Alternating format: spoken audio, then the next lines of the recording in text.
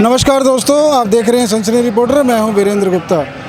हिंदू पर्व समारोह समिति की रामलीला आज नवरात्र का 5वां दिन है और जब से रामलीला ये शुरू हुई है पूरे ज़ोर शोर से चल रही है। जैसा कि आप सभी जानते हैं कि रोहिणी की ये रामलीला हाईटेक रामलीला है और हाईटेक के मामले में नंबर 1 आप कह सकते हैं, क्योंकि ये 30 वर्ष से ज़्यादा समय से ये रामलीला चल रही है और अपनी उत्तम क्वालिटी की वजह से लोगों के दिलों में जगह बना चुकी है। आज हमारा सौभाग्य है कि आज हमारे साथ जय भगवान अग्रवाल जी हमारे साथ उपस्थित हैं, जो न केवल राजनीतिक क्षेत्रों में सक्रिय हैं बल्कि रोहिणी जब से बसी है तब से रोहिणी की सभी गतिविधियों के ये गवाह हैं। 20 साल विधायक भी रहे हैं ये, तो इसलिए आप जान सकते हैं कि कितना बड़ा कद है ये। बहुत बहुत स्वागत है आपका सर। धन्यवाद सर, सबसे पहले तो हम ये जानना चाहेंगे कि आप हिंदू पर्व समारोह समिति की रामलीलाओं में रहे हैं। जैसा कि आप जानते हैं कि रामलीला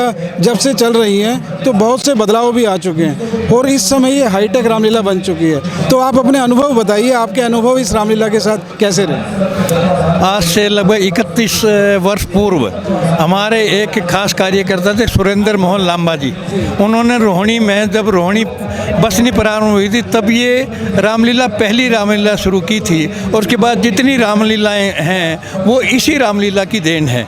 और आज वास्तव में हमारे विकारों को अगर कोई दूर कर सकता है तो वही पात्र दूर कर सकते हैं जो रामलीलाओं में अपनी भूमिका अदा करते हैं। और रामलीला है समस्याओं के समाधान की प्रेरणा देती है। जैसे रावण ने भगवान राम के लिए समस्या पैदा की और हनुमंत लाल ने उनकी समस्या का समाधान किया, तो यही प्रेरणा मिलती है समस्या नहीं समाधान बढ़ना है। अपने लिए ही नहीं, अभावग्रस्त को अपना मानकर उनके लिए कुछ करने का मन में संकल्प रखना।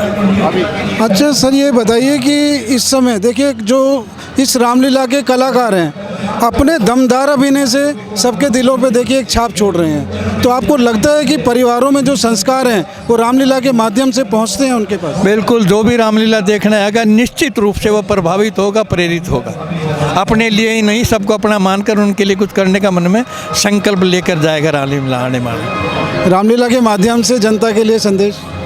रामलीला ही आज हमारे समाज में हमारे सनातन को, संस्कृति को, संस्कारों को बचा सकती हैं। तो रामलीला और कथावाचक जो रामलीला के पात्र हैं वही बचा सकते हैं। और निश्चित रूप से आज रामलीलाएं बहुत बड़ी प्रेरणा स्तंभ के रूप में समाज को प्रेरित कर रही है। आज हमारे साथ इस समिति की रामलीला के अवसर पर डॉक्टर शशांक जी जुड़ रहे हैं, जो राष्ट्रीय स्वयंसेवक संघ में जो सामाजिक समरसता विषय पर ये जो है काम कर रहे हैं और अपने बारे में ये खुद बताने वाले हैं कि आज के समय में जब आप चारों तरफ देख रहे हैं कि इस समय देश में सांस्कृतिक जागरूकता की कितनी ज़रूरत है। हालांकि राष्ट्रीय स्वयंसेवक संघ आज से नहीं, अब तो 100 वर्ष हो गए इसको अपनी स्थापना का दिवस मना रहे हैं इसी साल भी। तो कितना ज़रूरी है ये कि देश के नवयुवकों को, देश के बच्चों को संस्कार मिले, देश की संस्कृति से वो जुड़े रहें और देश की तरक्की में योगदान करें। आइए इनसे बात करते हैं इस बारे में और जानते हैं। सर, बहुत बहुत स्वागत है आपका। धन्यवाद जी। तो थोड़ा अपने बारे में, जो आपका राष्ट्रीय स्वयंसेवक संघ में योगदान है, उस विषय में थोड़ा हम जानना चाहेंगे। आज मर्यादा पुरुषोत्तम श्री राम जी की रामलीला के मंचन के इस अवसर पे आपके साथ में बैठने का सौभाग्य प्राप्त हुआ है और राष्ट्रीय स्वयंसेवक संघ भगवान श्री राम के आदर्शों को आगे बढ़ाते हुए समाज को किसी भी भेदभाव से दूर करते हुए एक सुदृढ़ और सशक्त समाज बनाने की प्रेरणा से लगा हुआ है।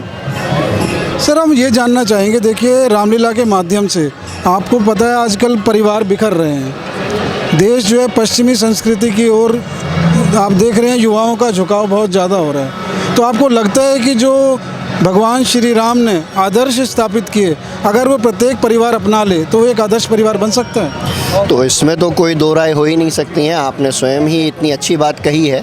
और भगवान श्री राम के जीवन को यदि हम देखें तो एक आदर्श पुत्र, एक आदर्श पति और एक आदर्श योद्धा के नाते उन्होंने धर्म की स्थापना के लिए हर प्रकार के संभव प्रयास जो किए जा सकते थे वो उन्होंने किए हैं। तो अगर हम उनके जीवन से प्रेरणा लेकर के आगे बढ़ सकें तो भारत को हर प्रकार से आगे ले जा सकते हैं और भारत को परम वैभव संपन्नता की ओर अग्रसरित कर सकते हैं। अच्छा, एक बात और बताइए सर कि जो आजकल स्कूल के जो पाठ्यक्रम हैं, विद्यालयों में जो पाठ्यक्रम पढ़ाए जाते हैं, तो हमारे पुरातन इतिहास के बारे में बहुत कम जानकारी दी जाती है। आपको लगता है इसकी आवश्यकता? जी, अपने इतिहास को जो भूल जाते हैं वो इतिहास में बहुत जल्दी भुला दिए जाते हैं और इतिहास की सही जानकारी होना अति आवश्यक है।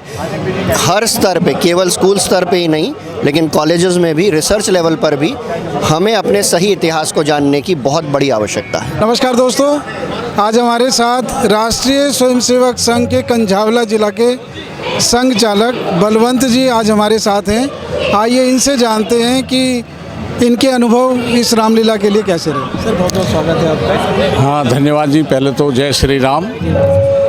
ये हिंदू पर्व समारोह समिति और दिल्ली में संघ की तरफ से ही इसका गठन हुआ था और ये मुझे ध्यान आ रहा है कि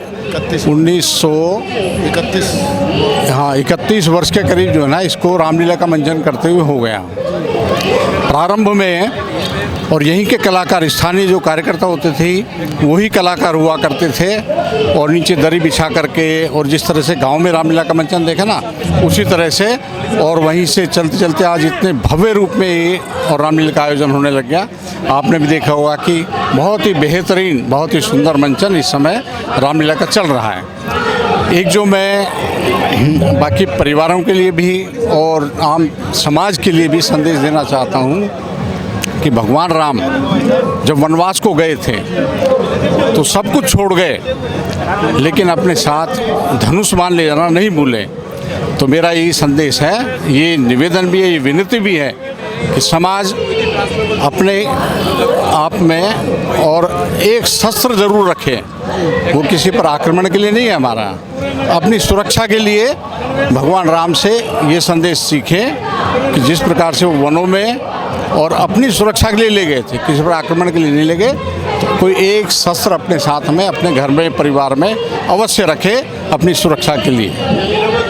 बलवंत जी, एक बात हम जानना चाहेंगे, संक्षिप्त में आप बताइए चाहें कि इस समय राष्ट्रीय स्वयंसेवक संघ हिंदू समाज का जागरण कर रहा है, तो आपको लगता है कि इस समय जो सांस्कृतिक पतन हमारी युवा पीढ़ी का हो रहा है, तो राष्ट्रीय स्वयंसेवक संघ के माध्यम से अपने जो संस्कार हैं उन्हें जागृत करने के लिए क्या कर रहा है राष्ट्रीय स्वयंसेवक संघ? हाँ, संघ ऐसा है कि केवल शाखाएं नहीं लगाता है, समाज के जो विभिन्न वर्ग हैं, जो विभिन्न आयाम हैं, तो उनमें समाज जागरण के काम करता है। समाज में संस्कार कैसे जाएं, अभी जैसे पंच परिवर्तन का विषय आया, समाज में पर्यावरण कैसे ठीक रहे, परिवार कैसे ठीक रहे, समाज में समरसता कैसा है, जाति भेद से ऊपर उठ करके और हम ऐसे समाज का निर्माण करें। तो ऐसे परिवर्तन जो है स्वदेशी का हम उपयोग करें।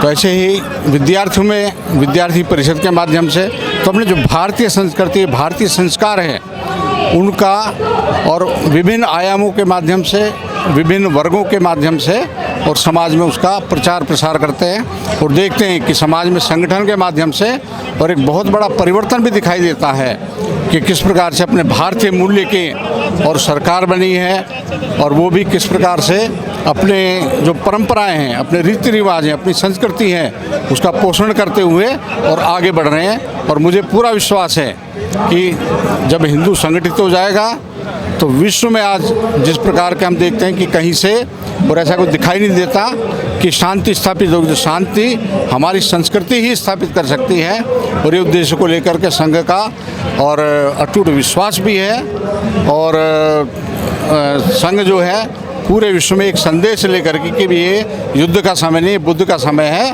और विश्व में शांति स्थापित हो, ऐसा पूरा विश्वास के साथ कह सकते।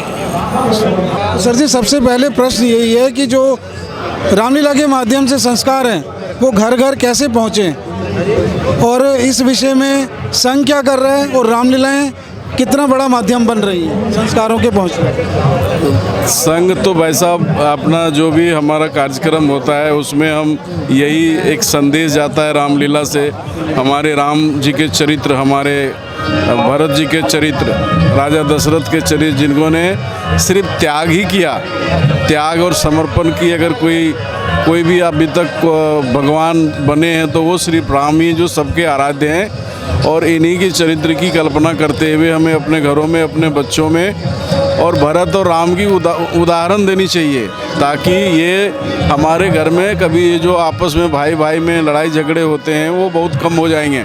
अगर वो रामायण आएंगे, देखेंगे, भरत जी के बारे में जानेंगे, लक्ष्मण जी के त्याग के बारे में समझेंगे, और माता सीता ने क्या परिश्रम की। वो राजकुमारी थी लेकिन महाराजा राम के साथ जंगल में घूमती रही, और तेज का मतलब जितनी भी कष्ट हो सकता था वो सब बर्दाश्त करते हुए भी रही।